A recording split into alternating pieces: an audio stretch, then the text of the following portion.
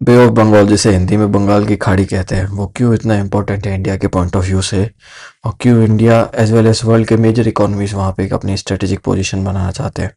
चलिए समझते हैं इस वीडियो में आसान शब्दों में। तो जो बे ऑफ बंगाल है, जो बंगाल की खाड़ी है, दुनिया की सबसे बड़ी खाड़ी है। इससे बड़ी कोई खाड़ी नहीं है और काफ़ी ज़्यादा एक रिच खाड़ी है। पूरा का पूरा साउथ ईस्ट एशिया इस खाड़ी के थ्रू कनेक्टेड है। इसके नॉर्थ में बांग्लादेश, वेस्ट में इंडिया, ईस्ट में म्यांमार और साउथ में श्रीलंका है। एज वेल एज इंडिया का एक यूनियन टेरिटरी भी इसके अंदर में। आप कमेंट सेक्शन में ज़रूर बताइए कौन सी यूनियन टेरिटरी इंडिया की है जो बे ऑफ बंगाल में।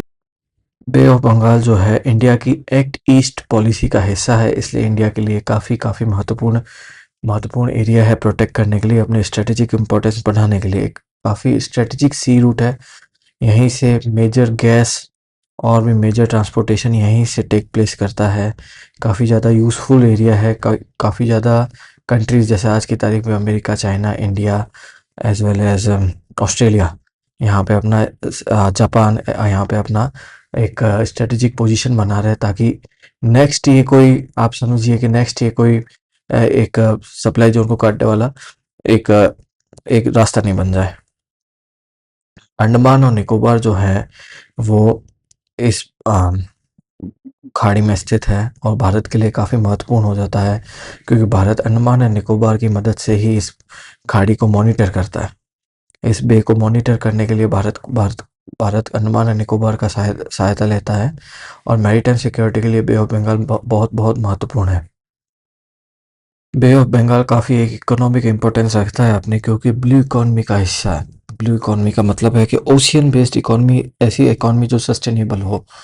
तो बे ऑफ बंगाल एक ब्लू इकोनॉमी का हिस्सा है। फिशरीज बहुत होती है वहाँ पे, कई सारे मुख्य बंदरगाह भी बन चुके हैं बे ऑफ बंगाल में, इंडिया के भी और अदर कंट्रीज के भी, और इंटरनेशनल ट्रेड भी मोस्टली यहीं से होता है।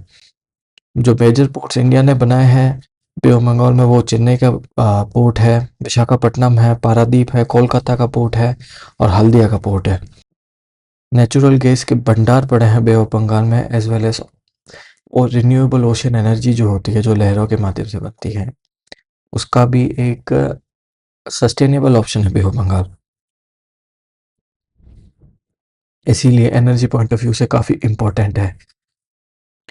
आज की जियोपॉलिटिकल कंडीशन, जो वर्ल्ड वाइड जो पॉलिटिक्स चल रही है, उसके लिहाज से भी बे ऑफ बंगाल काफ़ी ज़्यादा महत्वपूर्ण बन जाता है, क्योंकि यहाँ पे इंडिया ने, चाइना ने, अमेरिका, जापान, ऑस्ट्रेलिया ने इस रीजन पे अपना फोकस जमाया हुआ है। यहीं पे अपने मेजर शिप्स भेजे हुए हैं।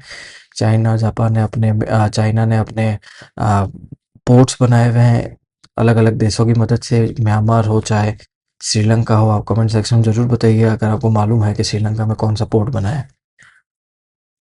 चाइना ने श्रीलंका में हम्बन टोटा पोर्ट बनाया है, जबकि म्यांमार में काउक्यूप्यू काउक्यूप्यू भी पोर्ट बनाया है।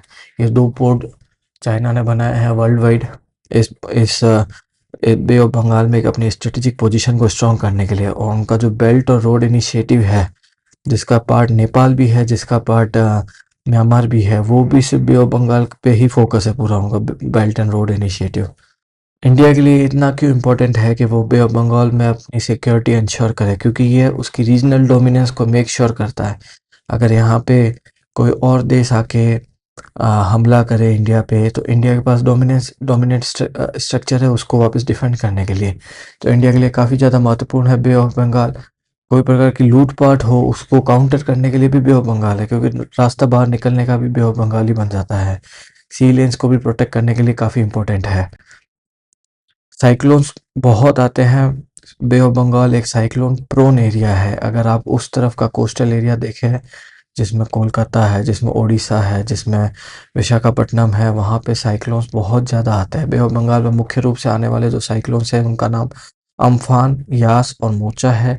क्लाइमेट चेंज और बायोडाइवर्सिटी भी बहुत ज़्यादा है, क्लाइमेट चेंज भी बहुत होता है वहाँ पे बे ऑफ बंगाल में।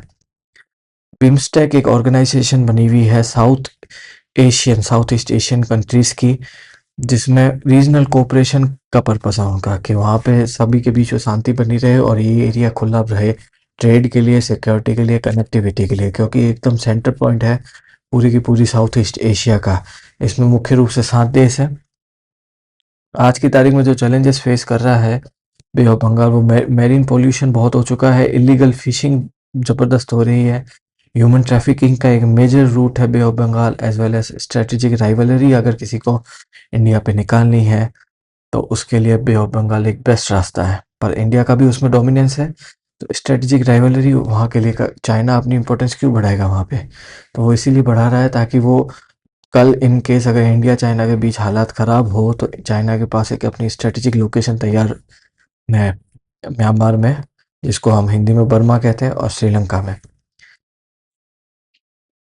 धन्यवाद दोस्तों, अगर आपको ये वीडियो उपयोगी लगा हो तो लाइक करें, शेयर करें, सब्सक्राइब करें। मिलते हैं अगले वीडियो में।